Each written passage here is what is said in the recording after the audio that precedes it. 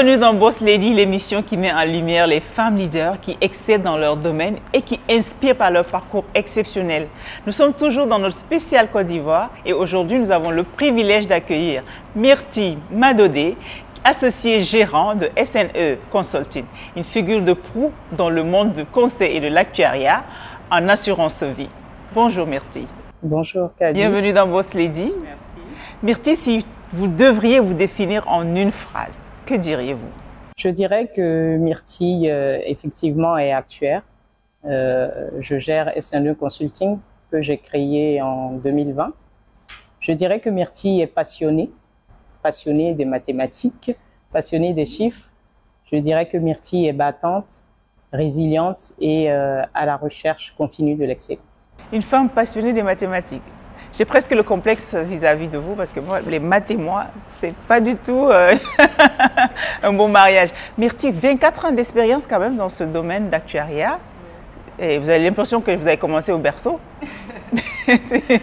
Ça fait beaucoup d'années et en et coaching aussi. Au coaching, je dirais un peu moins. Ça fait 3 ans que je suis dans le coaching.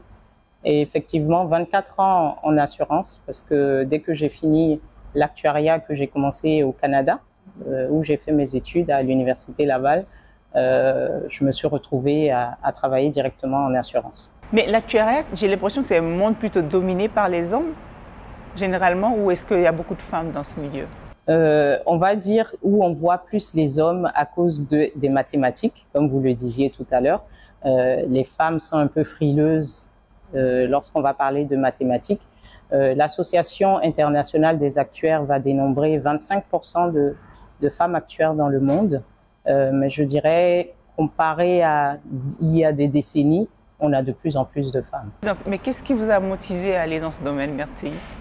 Moi, ce qui m'a motivé, ce sont les chiffres. Définitivement, c'est la passion des chiffres. Et l'actuariat nous donne la possibilité de faire parler les chiffres. Et voilà pourquoi je me retrouve là. Mais justement, pour des bleus comme moi, expliquez-nous un peu comment vous faites parler les chiffres, d'ailleurs, en actuariat.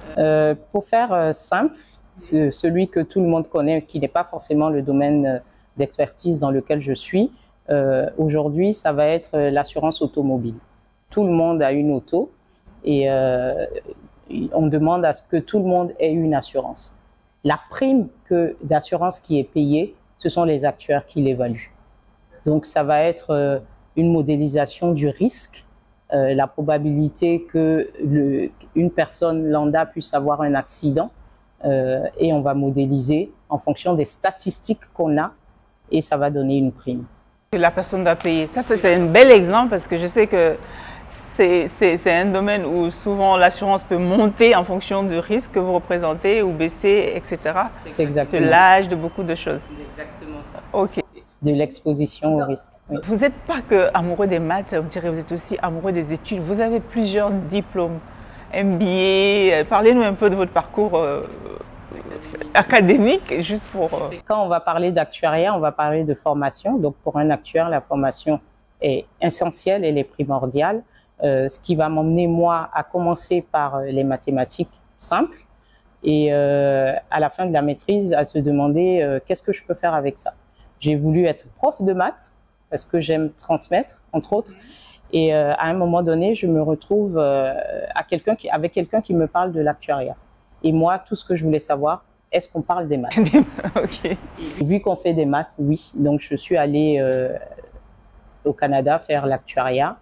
Et après, il faut bien approfondir à chaque fois ses connaissances et tout ça, avoir une vision plus globale de l'entreprise dans laquelle on est, faire parler les connaissances qu'on a, l'apprentissage qu'on a.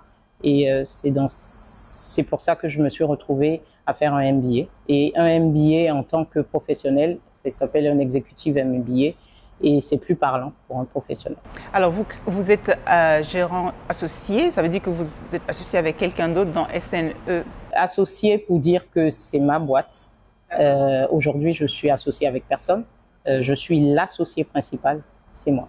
Et comment vous êtes venu à l'idée d'aller, après 24 ans d'expérience comme employé, j'imagine, vous avez eu cette envie d'aller dans l'entrepreneuriat? Cette envie d'aller dans l'entrepreneuriat, parce que moi, SNE Consulting est né surtout de cette passion de transmettre. Transmettre le savoir, transmettre des valeurs. On voit qu'on en perd, les jeunes en ont de moins en moins. Et je me suis dit, me limiter au cadre d'entreprise dans laquelle j'étais, c'était un peu réducteur. Donc j'ai voulu mettre ces talents-là à disposition de plusieurs, et aussi pour la liberté que ça donne. Donc vous avez travaillé dans plusieurs multinationales. Aujourd'hui, quelle est la place qu'occupent les femmes dans les postes décisionnels dans ces multinationales? Effectivement, j'ai d'abord travaillé en Europe, précisément en France. J'ai travaillé chez AXA, AGF, Rothschild, avant de rentrer en 2007 en Côte d'Ivoire, où j'ai travaillé pour le groupe Sounou, premier groupe panafricain d'assurance. Je vais dire, comparé à il y a 24 ans, il y a de plus en plus de femmes. Quand je regarde les statistiques, rien que pour prendre AXA ou AGF, ils vont parler de 25 à 30% de femmes au niveau des comités exécutifs. Chez Sounou, la surprise que nous avons eue, c'est qu'il y a beaucoup plus de femmes dans des postes de responsabilité que d'hommes. Sounou, ils ont donné, oui c'est très rare, ils ont donné cette chance-là aux femmes parce qu'ils ont vu les capacités qu'elles avaient de pouvoir faire plusieurs choses en même temps, et surtout cette rigueur-là de pouvoir gérer les finances, tout simplement. Vous êtes aussi coach, Myrtille. Alors vous coachez des entrepreneurs. Est-ce qu'il y a des femmes que vous avez eu l'occasion de coacher dans votre parcours? Effectivement. Qu'est-ce qui va m'emmener justement au coaching? C'est cette passion toujours de transmettre, et quand on veut se mettre à son propre compte, on se dit face au client, il faut de la crédibilité. Donc je suis partie chercher une certification internationale et je me suis retrouvée pendant 2 ans, je termine là, à me former pour avoir une certification internationale en coaching de professionnels. Moi, je me suis vraiment spécialisée au niveau du coaching des professionnels. Femmes entrepreneurs, j'en ai eu quelques-unes. Le défi qu'elles avaient, c'était en termes d'organisation, parce que on parle de formation, mais c'est pas accessible à tous.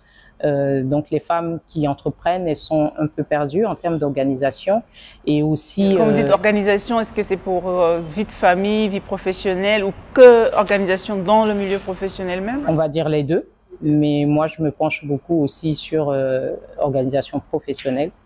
Et là, elles vont aussi pour le développement de leur chiffre d'affaires. Voilà. On est allé jusqu'à voir tous les pans qui vont emmener à la tarification des produits qu'elles vendent.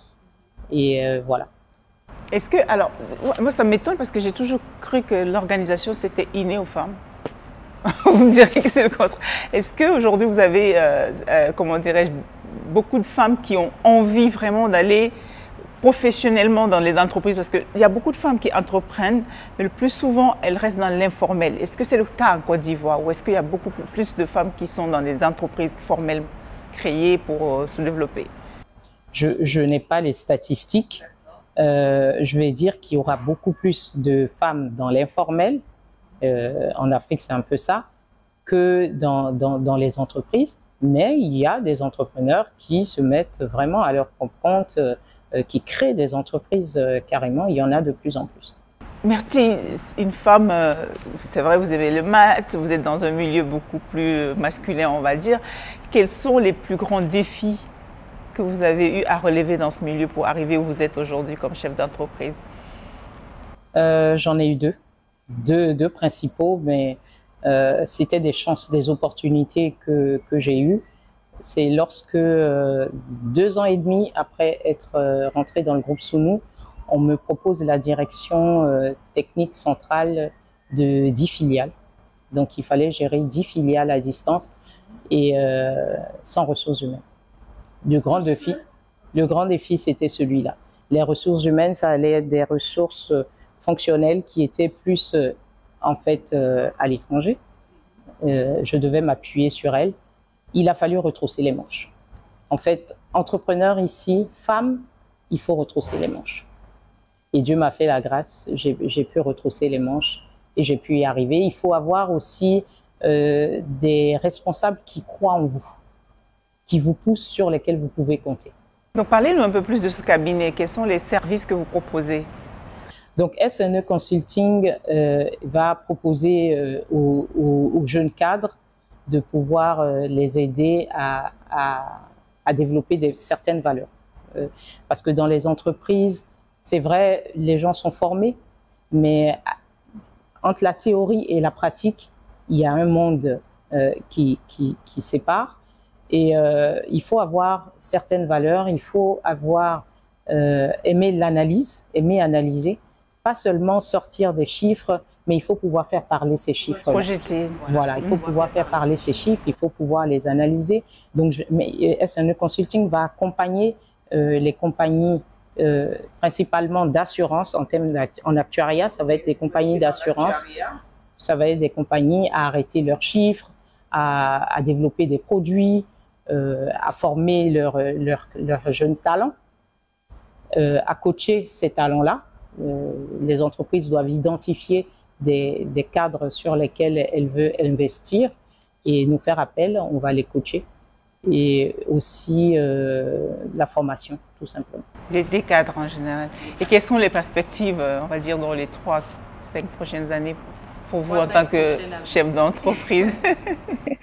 On va dire se développer encore, pouvoir accompagner le plus grand nombre d'entreprises avec toujours la même rigueur, parce que ce que je prône, ça va être la recherche continue de l'excellence. La rigueur, c'est important dans notre métier.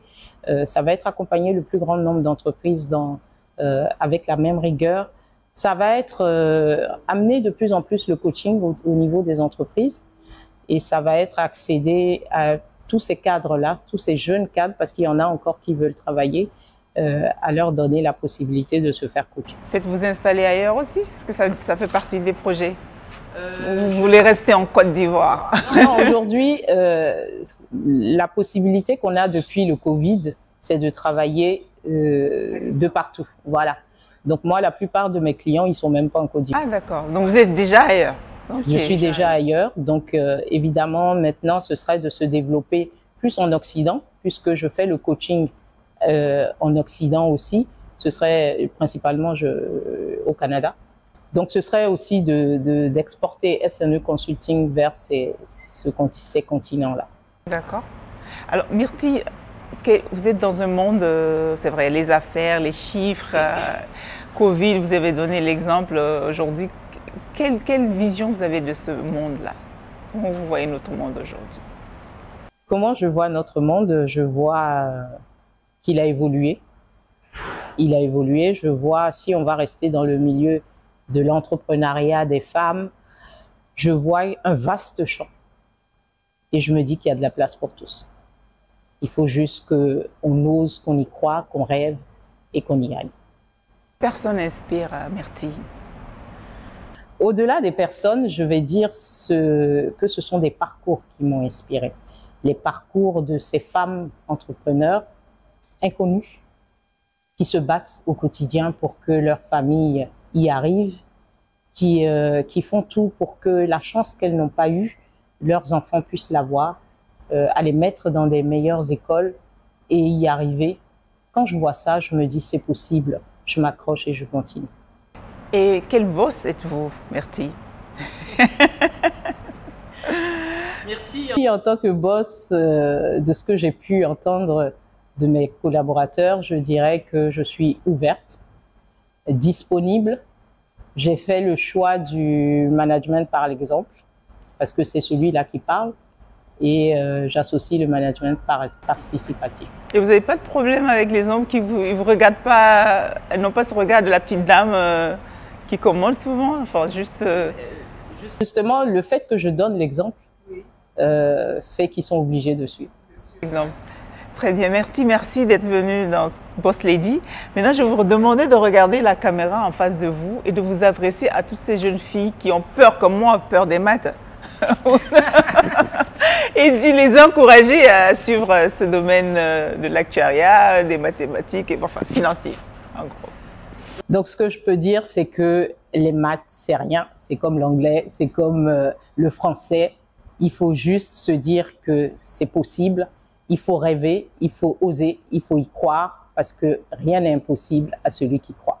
Alors, vous l'avez compris, les maths, c'est comme l'anglais, c'est comme le français. N'ayez pas peur, ne faites pas comme moi, lancez-vous dans ces carrières qui sont dites d'hommes. Vous avez les capacités qu'il faut. Il faut de la formation, comme l'a dit Myrtille, du professionnalisme, de la passion. Oui, beaucoup. Et beaucoup de volonté. Merci pour cette édition de Boss Lady. Je vous retrouve toujours dans notre spécial Côte d'Ivoire, le pays de Akwaaba. On a eu un bel accueil ici depuis qu'on est arrivé et ça continue. On vous reçoit la prochaine fois une autre entrepreneur dans un parcours inspirant.